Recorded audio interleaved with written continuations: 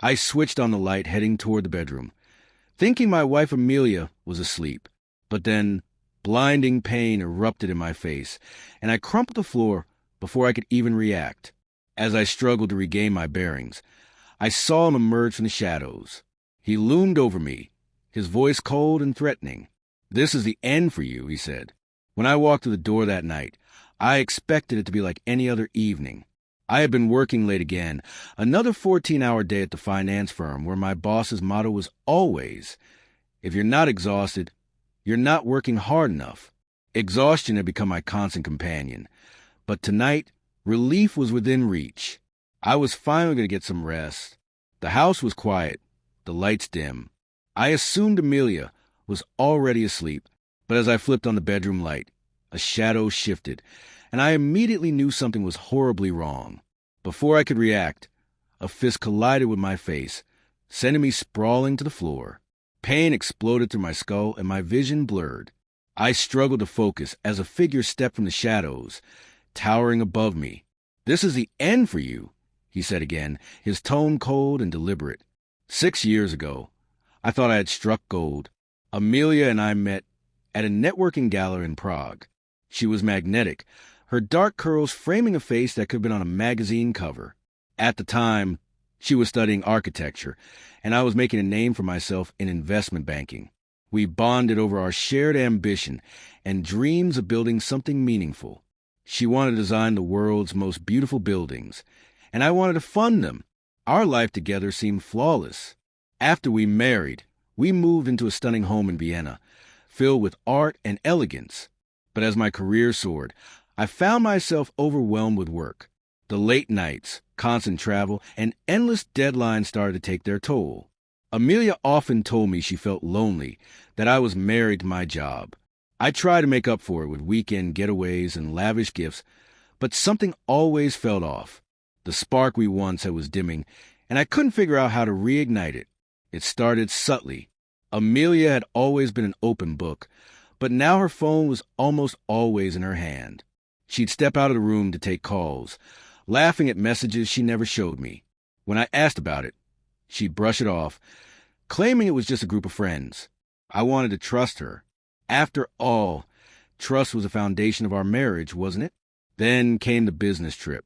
I was supposed to be in Zurich for 3 days, working on a major deal. But on the second day, my meeting wrapped up early, and I decided to surprise Amelia by coming home a day ahead of schedule. I imagined the joy on her face when she saw me walk through the door, but what I found instead left me frozen. The first thing I noticed as I pulled into the driveway was an unfamiliar black Audi parked out front. My heart sank. Amelia's friends didn't drive cars like that. This car screamed wealth and status, things I recognized all too well from my career in banking. I told myself it could be a client, but doubt gnawed at me. Inside, the house was eerily quiet. I set my bag down and headed for the living room, where I heard muffled voices. Amelia's laugh floated through the air, soft, intimate. It was a laugh I hadn't heard in months. I peeked around the corner and saw her sitting on the couch with a man I didn't recognize. He was handsome in a polished, almost predatory way, leaning in closer than necessary. Her hand rested on his knee. My world tilted. A surge of anger and betrayal flooded through me. But I didn't confront them. Not yet. I needed evidence. Quietly, I pulled out my phone and took a picture, then retreated to the hallway, my thoughts racing. Who was this man? How long had this been happening? The following week passed in a blur, as I pretended everything was normal while I put the pieces together. I hired a private investigator, and the truth was exactly what I feared. The man's name was Victor. He was a real estate developer, one of Amelia's clients. They had been seeing each other for months, meeting in secret at hotels and, occasionally, in our own home. The investigator handed me a folder full of photos and text message exchanges. Amelia's words stung deeply. "Lucas is too busy for me. Victor, you make me feel alive again." I could have confronted her right then and there, but I wanted her to fully comprehend the gravity of her actions. I needed a plan. Carefully, I only had one shot at this. The night I switched on the bedroom light, I wasn't expecting Victor to be there. He must have seen my car pull up and decided to confront me before I had a chance to confront them. His attack was swift, but I was quicker. As he leaned over me, preparing to strike again, I kicked up, hitting him squarely in the stomach. He staggered back, and I scrambled to my feet. "What the hell are you doing in my house?" I shouted, my voice raw with rage. Amelia appeared in the doorway, her face ashen. "Lucas, stop. It's not what you think." "Not what I think." I laughed bitterly. "So, you didn't bring him here? You didn't betray me?" Victor recovered and stepped forward, but I raised a finger, pointing directly at him.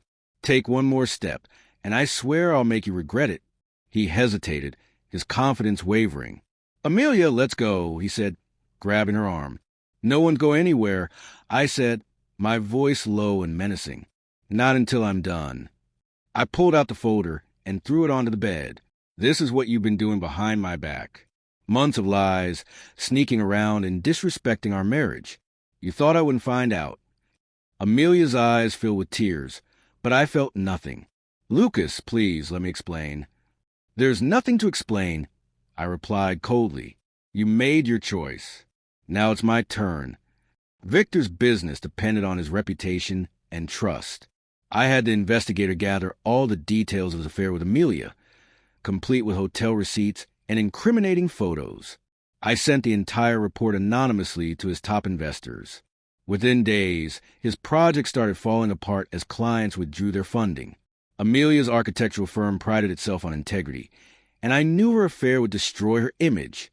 I leaked the details to the company's HR department, along with evidence that she had been using work hours and resources to meet Victor. She was suspended pending an investigation, her promising career teetering on the edge. The next day, I filed for divorce, armed with the evidence of her infidelity. The court ruled in my favor. I kept the house, the assets, and my dignity. Amelia was left with nothing but regret. Months later, I heard from mutual friends that Victor had lost his company and fled the country. Amelia, once the star of her firm, was now working freelance and living in a small apartment. She had tried to reach out to apologize, but I never responded. I had nothing left to say to her. As for me, I found peace in rebuilding my life. I focused on my career, my health, and my happiness. The betrayal had shattered me, but it also taught me my worth. I deserved someone who valued loyalty and respect, and I wouldn't settle for anything less. The night I turned on that light, I thought my world was collapsing. But in truth, it was the start of something new. Sometimes the people who betray us teach us the most important lesson of all, to walk away and never look back. Betrayal doesn't define you. How you rise from it does.